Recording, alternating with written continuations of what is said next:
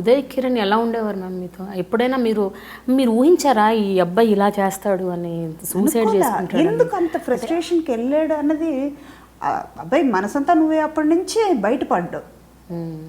చాలా క్వైట్గా ఉంటాడు, చాలా ఎమోషనల్గా ఉండేవాడు పిల్లోడు. ఓకే. వాళ్ళ మదర్ కూడా అంతే. మనీ పక్కన పెట్టేయండి, వాళ్ళ మదర్ కూడా ఎలాగంటే మన ఫ్యామిలీలో మనం ఒక క్లోజ్ రిలేషన్షిప్ ఉంటే ఎలా మాట్లాడుకుంటామో అలా మాట్లాడుకునేవాళ్ళు. ఉదయ్ కిరణ్ డెత్ న్యూస్ మీకు మీరు ఒక సినిమా షూటింగ్లో ఉన్నప్పుడు తెలిసిందంట కదా? నాకు తెలియదు అది ఉదయ్ కిరణ్ చనిపోయాడు అనేది. మార్నింగ్ ఒక లైలా కోసం షూటింగ్ బయలుదేరుతున్నాం. నా హెయిర్ డ్రెస్సర్కి వాళ్ళకి తెలుసో ఏమో నాకు తెలియదు. నేను వెళ్ళిపోయి కార్లో వెళ్ళిన తర్వాత అక్కడికి వెళ్ళిన తర్వాత మనం శంషాబాద్ దగ్గర ఒక హౌస్లో షూటింగ్. నాగార్జున గారు ఫోన్ చేసి వాళ్ళ మేనేజర్ ప్రసాద్కి ఫోన్ చేసి, సుధాని అక్కడ పంపించకండి అసోసియేషన్ దగ్గరికి, మా అసోసియేషన్ బాడీ వస్తే ఉదయ్ కిరణ్ చనిపోయాడని చెప్పకండి అని. ఎందుకో మాటల్లో వీళ్ళు చెప్పేశారు టెక్నీషియన్స్ వాళ్ళు, ఉదయ్ కిరణ్ చనిపోయాడమ్మా, ఇలా సూసైడ్ చేసుకున్నాడట, బాడీ అక్కడ అవుతాయి. చచ్చా అలాంటి ఏ పిరికోడు కాదు అది చేసుకోవడానికి అన్న. నమ్మల. తర్వాత నా హెయిర్ డ్రెస్సర్ చెప్పాడు, అమ్మ నిజమా ఇలా అయిపోయాడు. నేను వెళ్తానంటే మొండిపడ్డారు వాళ్ళు, పంపించలేదు. తట్టుకోలేను నేను అది చూసి. నా కొడుకులాగానే ఉండేవాడు అలాగే. తర్వాత ఈవినింగ్ ప్యాకప్ అయిన తర్వాత అట్నుంచే కదా ఫిలిం నగర్ నుంచి వస్తున్నాం. ఆ కండలెన్స్ మీటింగ్కి వెళ్తే నేను వేరేం అడగల. ఎందుకురా చావాలి అనుకున్నావు అన్న. ఎందుకు అని అడిగితే చావు అనేది వెనక్కి వెళ్ళిపోయి ఉండేది కదా. కష్టాలు అన్నది అందరికీ వస్తుంది, అందులో నుంచి బయటపడాలి. దానికి దారి ఎన్నో ఉన్నాయి.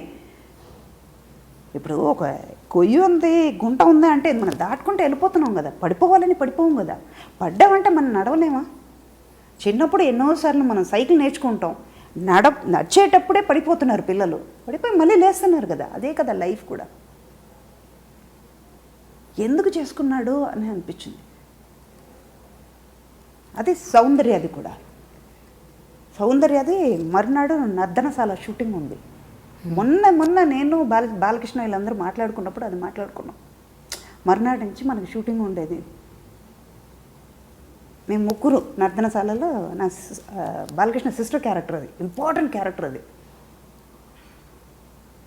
పోయింది. తను ఏం పోగొట్టుకుంది? ఎందుకు?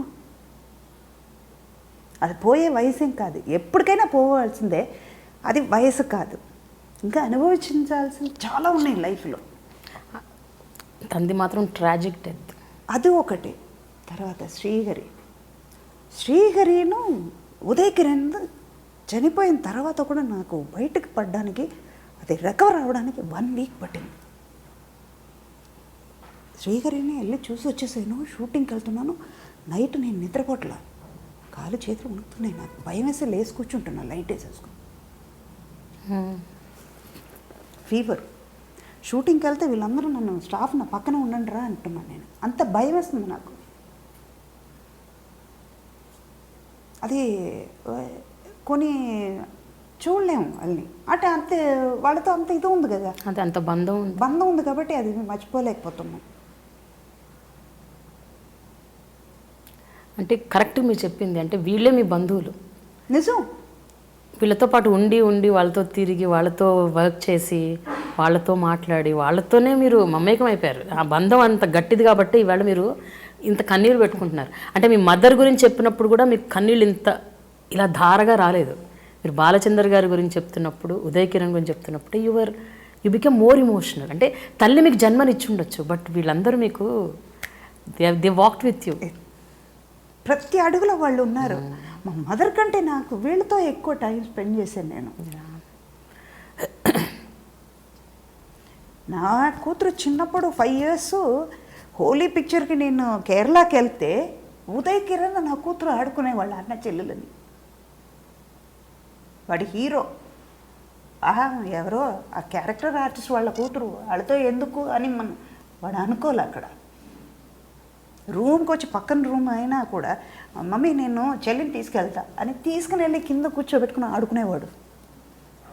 తనకి ఏమన్నా చాక్లెట్ కావాలంటే ముందు ఉదయ్ అన్న నాకు 1 రూపీ ఇవ్వు అని ఉదయ్ కిరణ్ రాగానే సెట్కి రాగానే ముందు ఉదయ్ అన్న దగ్గరికి వెళ్తానని ఉండేది.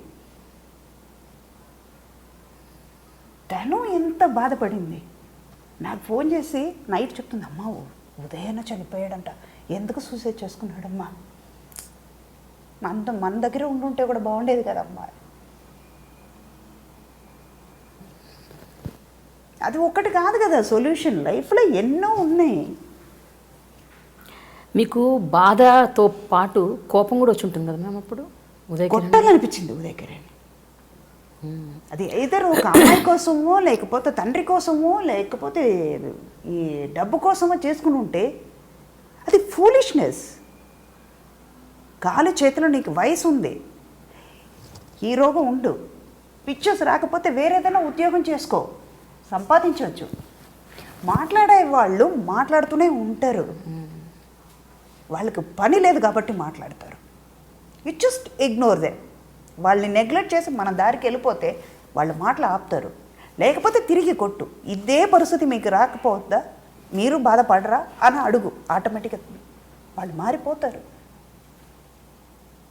వాడు ఉండుంటే మటుకు నిజంగా కొట్టేదని నేను నా హెయిర్డ్రెస్సర్తో చెప్పాను, అరే వాడిని నేనైనా దత్తు తీసుకుని ఉంటే పోయేది కదరా అని.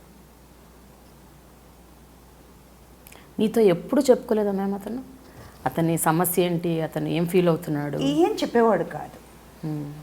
చెప్పుంటే ఏదో ఒకటి సొల్యూషన్. కానీ ఒక షూటింగ్ మేము, అది నాకు గుర్తులేదు, నేను చలపతిరావు గారు మణికొండలో ఒక షూటింగ్ చేస్తున్నాం. రూమ్కి వచ్చి లిటరల్లీ మేమిద్దరు కూర్చుని ఉంటే ఆ పెళ్ళి ఆగిపోయింది కదా, తర్వాత అది నీ పేరు చెప్పదలుచుకోలేదు. ఆ పెళ్ళి ఆగిన తర్వాత వాళ్ళంతా బాధలో ఉన్నారు, వాడు మదర్ చనిపోయారు, అవన్నీ అదంతా దిగమింగుకుని ఆ పిల్లోడు ఉన్నాడు.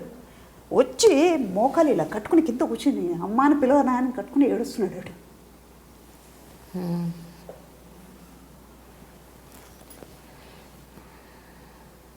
అల్లే వాడి మనసు ఎంత శోభించిపోయి ఉంటాడు లోపల వాడు. అంటే వాడు పొజిషన్లో ఉండి ఆలోచిస్తే వాడు చేసింది కరెక్ట్ ఏమో అని అనిపిస్తుంది. ఎందుకంటే ఎవరికి సమాధానం చెప్పక్కర్లేదు కదా. నేను పోయాను, నాతో పోతుంది, పోయిన తర్వాత ఎవరు ఏం బాధపడినా నాకు అవసరం, అదే అనవసరం, అది నేను చూడట్లేదు కదా అని అనుకునేవాడేమో. కానీ అది కొన్ని వీళ్ళు మాత్రం నాకు, మిగతా వాళ్ళు ఎంతోమంది మన పోస్టర్స్ పోతూనే ఉన్నారు, అవన్నీ పెద్దగా నాకు ఇంపాక్ట్ పడలేదు. ఇది బాగా రియలీ మ్యామ్. అంటే మీరు అదే కేవలం ఒక అమ్మలాగా నటించటం కాదు, నిజంగా మీరు అమ్మాయి ఉన్నారు వాళ్ళకి, అందుకనే మీరు అంతగా మీకు అంత అటాచ్మెంట్ మీకు అయిపోయింది వాళ్ళతో.